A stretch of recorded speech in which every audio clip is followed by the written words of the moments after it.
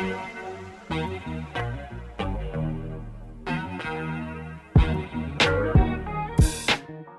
next story we're going to talk about is on the conspiracy iceberg. It's actually one that I've gotten a lot of requests for. We're talking about an MMO here called Runescape. Now, Runescape was one of the original MMO. Let me back up here. I don't know if Runescape is one of... I think Runescape is one of the earliest MMOs. Ultima Online may have beat it by a bit. But anyways, Runescape is an MMO, and what that is, it's a massive multiplayer online role-playing game. And you can go off and quest by yourself or quest with a group, and there's two components to it. One is the questing, fighting monsters. The other one is the social aspect. So you're hanging out with your buddies, or you go into town, you're talking to people. There's all sorts of stuff like player versus player, where on certain servers you can kill each other.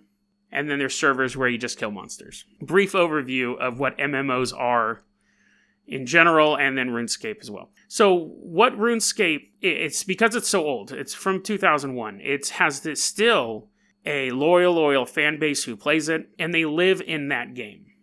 Not literally, but they live, like, that's their form of entertainment. They go there, they talk to their friends and all that stuff. Now, what happened was back in 2017, again, January 2017, on that iceberg, a conspiracy theory popped up. It was called Runescape.NYC.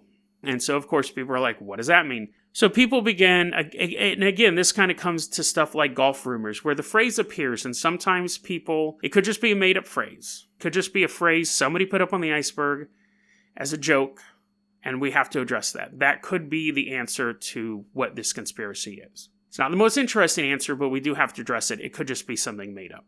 Now, also when phrases appear on the iceberg, sometimes people work backwards. They'll create a myth behind that phrase. One of the first ones I saw was that RuneScape is actually used as a money laundering operation, and they tied it into a robbery where a guy pulled out a BB gun on another player in real life and asked for like 4 million gold pieces in the game to be deposited in his account.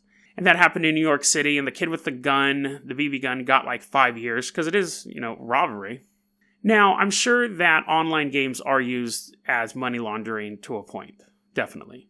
It's an easy way to transfer money back and forth because you can cash in and out of games, sell items in real life, and so on and so forth. So I can buy an item in real life, sell it to someone else in real life. I've transferred the money from one individual to another, which was my end result, but I didn't have to worry about getting banks involved or wire transfers, things like that. Definitely possible. Definitely possible that people are using video games to launder money. That's not what I think the conspiracy theory is, though. There's the other conspiracy theory that RuneScape, the land that RuneScape takes place in, is based on New York City. Apparently, one of the things that I saw was 2 of the guys who worked on RuneScape. They were urban explorers, and they were going through New York, and they found the skeleton of a hobo, and they're like, let's create sewer levels in this game. I think any game that has like a rich lived-in world is going to try to be as realistic as possible. They're going to have high society and low society. They're going to have people who live in rich houses, and they're going to have people who live on the outskirts. So I kind of disregard that one. And again, that's not very interesting. Runescape.NYC I don't think is related to a hobo skeleton that 2 people found. There's another theory that RuneScape is basically set up like New York. This guy, and I'm not going to go through all the points because I think you'll get the idea of where we're at. This one guy said this was his quick rundown on RuneScape NYC. A single city is densely packed with multiple ethnicities on multiple islands and separate boroughs. RuneScape is densely packed with multiple races on multiple islands with separate kingdoms. Multiple methods to earn income in NYC and RuneScape are parallel, from begging on the streets, long-term skilled labor, PK, which is player killing, playing the stock exchange. Begging only works because densely packed area, da-da-da-da-da. So basically, the elements that make the world of RuneScape work are closely related to the elements that happen in New York City. That you could compare it to Mumbai, you can compare it to London, you can compare it to San Francisco. It's an interesting thing, but again, when you're building a game that you want players to feel is a lived-in, vibrant world, you're going to have those levels of society. You're going to have the underclass, you're going to have the overclass, or the upper class, I guess is a better term for it. The idea of people just kind of going about their day doing jobs. Some people just want to sit around and beg for stuff. Some people work hard. Some people steal. That applies to any city. It's an interesting observation, but you'd see things like that in pretty much any MMO and any city. Not any MMO, but, the good ones. So that leaves us with one theory, which I think is the source of RuneScape.NYC. So again, when we look at these conspiracy theories, the timing's important. The one I just read you about, the quick rundown, that was about 11 months ago. This one comes from July 2017, so it is after RuneScape NYC showed up on the iceberg list, so it could have been made up because of that phrase, but let's go ahead and take a look at this. This was a post on 4chan, and I'm going to read it. If I remember correctly, about 3 years back, there was an Anon claiming to be a research associate of Warren Sachs, the media theorist known for his computational maps of online social patterns. He claimed to have used Sachs methods for building network models to an unprecedented degree, tracking the interactions of hundreds and thousands of users of MMORPGs, including RuneScape. His claim was this. After doing cross-comparisons, he saw that all results showed fairly similar maps. However, one server showed anomalous results. He saw that in this map, users seemed to rotate in routine micronetworks, rather than interconnecting with disparate users as would be expected. So basically, he was running these models on these MMO servers, and he could see that the groups of people all sorts of groups of people would just kind of intermingle with each other over time, and he was mapping out how they were interacting with each other. But he found one particular server where you would see one group almost always interacting with themselves, separate from this other group always interacting with themselves in this third group. And these servers aren't like 10 people. These are thousands and thousands of players. He wouldn't really see them cross-contaminate. They would always run in their own little networks. Now, when you're playing MMO, you may have your clan that you're always talking to, but you will come back into the city and interact with other people as well. But he wasn't seeing that on this particular server. Now back to the note here. Now, this guy was using similar methods to map the uses of a residential area in, you guessed it, New York. He noticed that the data he retrieved synced perfectly with the RuneScape networks if certain obvious translations were made. Going to work in real life correspond to grinding in game, travel routines and distances synced up. Intrigued, he did more tests on different servers, cross-analyzing them with random residential areas from his New York data, and started finding correspondences localized in certain places. Eventually, he even completed a map of New York showing which areas matched places in RuneScape. He checked the results by cross-comparing other similar surveys from American cities and other MMORPGs, but failed to find even remotely the same depth of similarities. So basically what he was doing was once he was mapping out people's movements in New York City as well as best as he could, and he started to notice a comparison between a particular area of New York City and a particular server of RuneScape. Then when he broadened his search to other boroughs in New York City and different servers in RuneScape, he noticed the same patterns. When he tried to replicate it with different video games or different cities, it wasn't working. He does go on to say here that the person who told him the story said that he was eventually fired because people thought he was crazy. He said, the guy who came up with this original story, that walking around the streets, he realized people were being controlled via players in RuneScape, and that the entire city was an experimental zone testing digital control of populations. So, that sounds obviously a lot like creepypasta. It sounds like someone posted that on 4chan and was like, oh, this would be a good idea for a story that, I'm uncovering this mystery and I found out that the people of New York are being controlled by RuneScape players. So these people are just kind of walking around and going to their job, but the player in real life is saying, oh, I'm going to grind today. I'm just going to focus on I'm a metalsmith, and in real life, that person wakes up and goes and works at the auto shop and comes home, and the player's controlling him coming home. Now, obviously, that sounds like creepypasta. There's a couple different theories I have with this, too. And again, I have to say that this story came out after. We're reading it after it appeared on the iceberg. The author claims that this story was posted on 4chan 3 years ago. What's interesting is that in the story that we're reading, it was posted in 2017. 3 years ago was 2014. In 2014... New York City got its own domain. It got .nyc.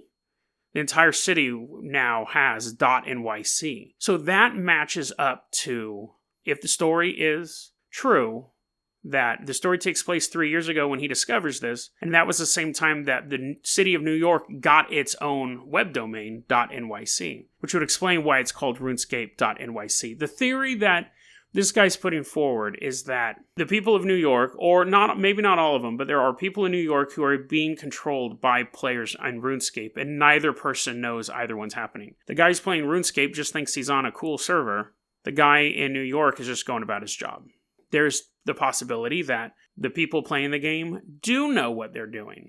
And the system is set up as an exercise in how to digitally control people. So you set up a .nyc, you basically localize the internet for New York in some way. It still has broad access, but they're setting up a network.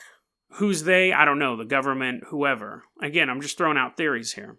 And the people who are playing the RuneScape game are doing it knowing fully well what they're doing. And they're trying to see if they can control random people through this network. So those are the more sinister sci-fi possibilities of what's going on.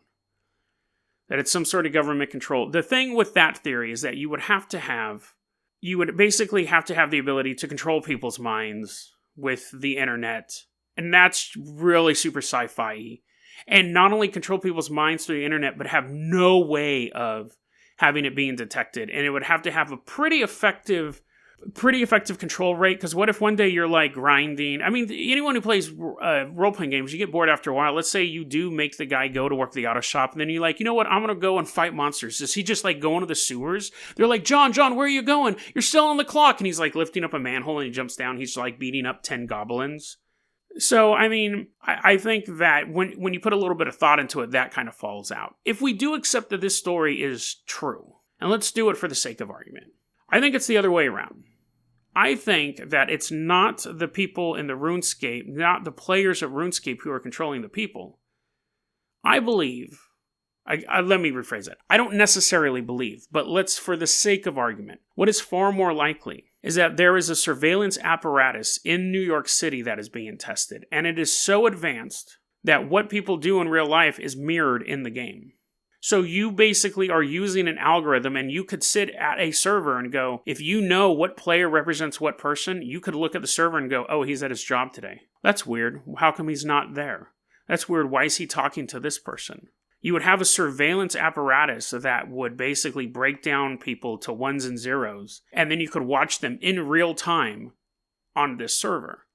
That's more realistic, and that's actually more feasible. So there's no control taking place. There's no mind control.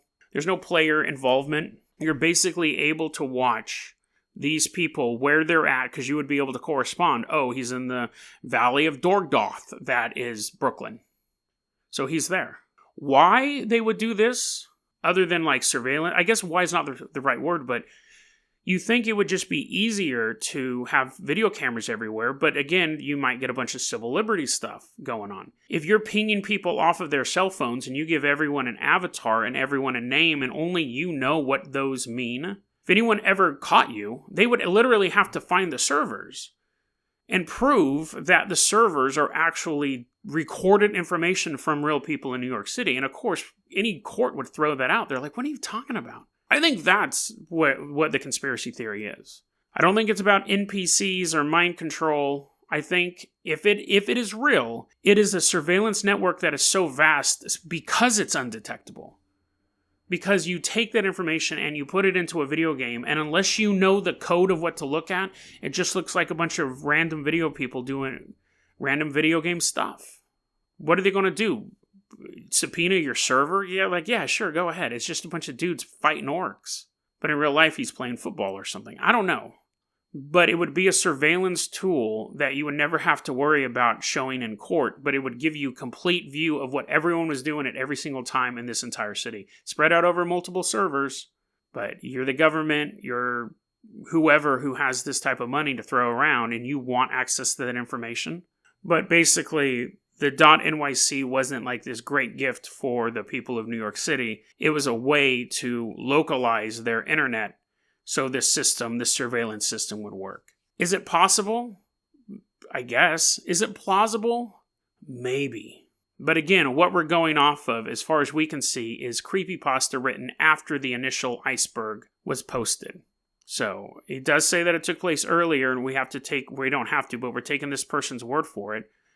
And they're saying people were controlled, but I think if it is anything, if it exists in any way, shape, or form, I think it may be one of the most advanced, undetectable, unprovable surveillance systems that exist on the planet.